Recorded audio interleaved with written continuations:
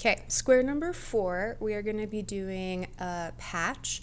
This is a patch you can do to fix any holes in your clothing or to add any unique features to a backpack or a shirt or a jacket or anything like that.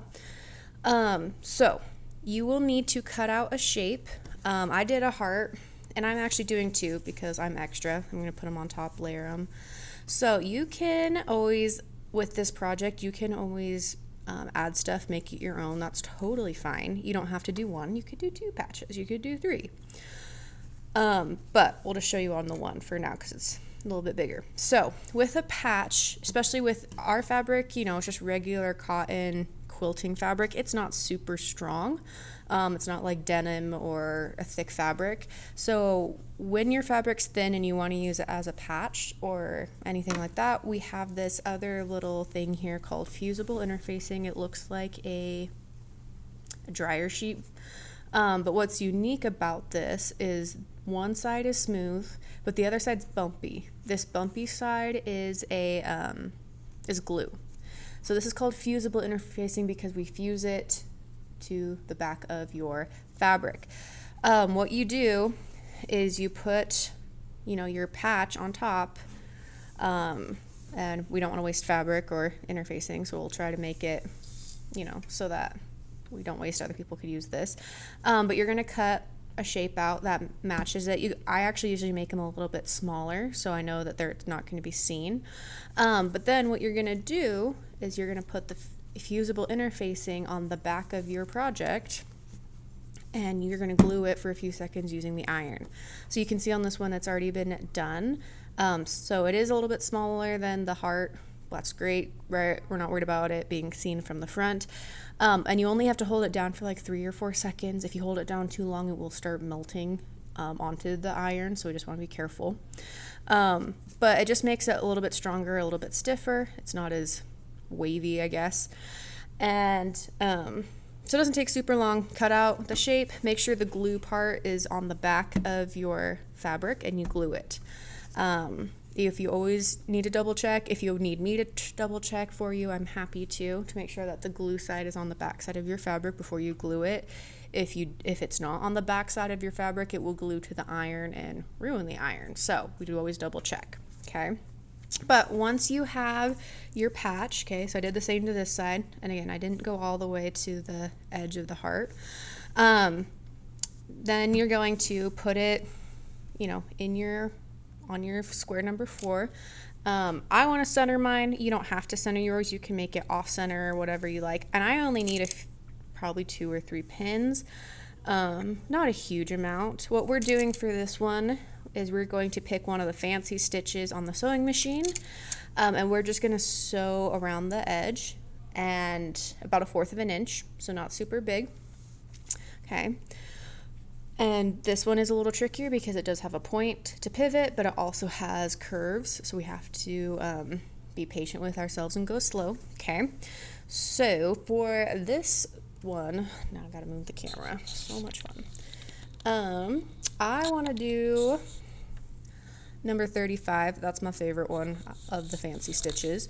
Again, you can pick any of them. I've had students actually do multiple, where they did multiple rows of the stitches, like they went around once and then they did another one on the inside, making it kind of like a bullseye. So you can do more than one. Again, it's your project, you can make it unique. But for number 35, I need to turn my link to the SS, so I think it's special stitch or something like that, and the width needs to be at 5, so my biggest width, and then I'm just going to keep my tension the same, and then I move this to 35. That's 36. There's 35. Okay. So now we'll bring this down. Perfect. Okay. So I'm going to start on kind of a straighter edge just because it makes my life a little bit easier. With the special stitches, they don't backstitch because they're so complex. You really don't need to backstitch, and we're kind of going in a circle, so you can go over the front of your stitch at the end, and it goes over itself, and it kind of knots itself that way too. So don't worry about back stitching on the fancy stitches. It won't work anyway. So 1/4 of an inch, I line up my patch with the edge of my presser foot, and I just start sewing. And they are a little more complex, so it will take a little more time, a little more thread. Let me take that out. Okay. You can see it moving a lot more. Okay, once it gets, for me, because I did a heart, once it gets to a point, right, I'm going to turn it and pivot it. And then I'm going to keep going.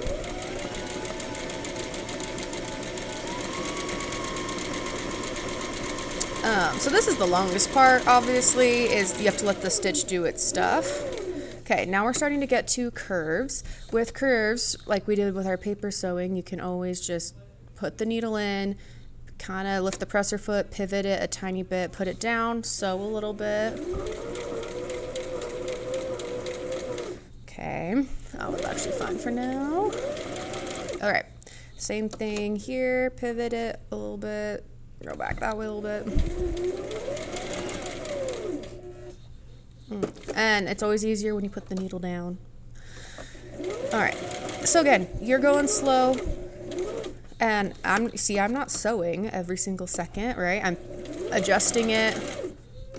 That's what you do, okay? So, and I don't lift the presser foot all the way, probably should for this demonstration, but go like that.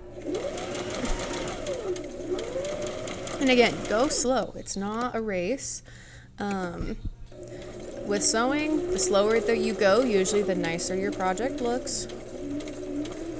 All right, put that down, pivot on my curves. So again, this is the more tedious part, but if you want it to look nice, we gotta go slow. And as you can see, I'm also kind of using the hand wheel as well to make sure I get my needle down. Okay. So obviously if you do a different stitch, or sorry, a different shape like a square, you won't have to worry about the curves, but if you want a little more of a challenge, doing a heart or a circle can be fun. I've had students do a star before. Those are fun on the points. Pivoting in. All right, let's see. Ah, perfect. Okay, so rotated it, or sorry, pivoted it. All right, and then we keep sewing. All right, let's see. Oh, we're still good. And it's not gonna, I mean, this is most people's first time sewing on a curve. It doesn't have to be perfect. Obviously, you're not professionals yet. And again, I've been sewing for a long time. I still stop, use the hand wheel, turn it, okay? There's no shame in going slow, using the hand wheel, or anything like that.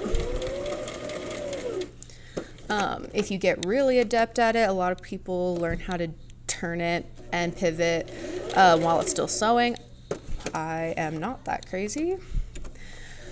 But well, kind of did it there. Okay, so we're always adjusting, especially on curves, because we want to make sure it looks right. All right. And I think that's the last adjustment until I get to my start, where I started.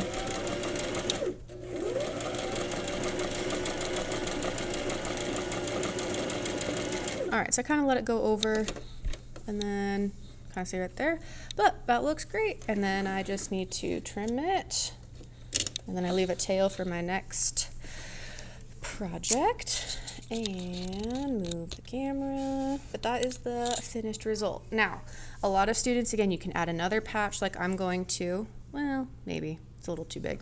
I might make it a little smaller. I've had students who want to go inwards, like continue going in and doing different fancy stitches. You are welcome to do that if you would like. So lots of stuff. Ooh, you could go kind of, off kilter like that. That's kind of fun. Maybe we'll do that. But again, you can do lots of different things. And yeah, so that is square number 4.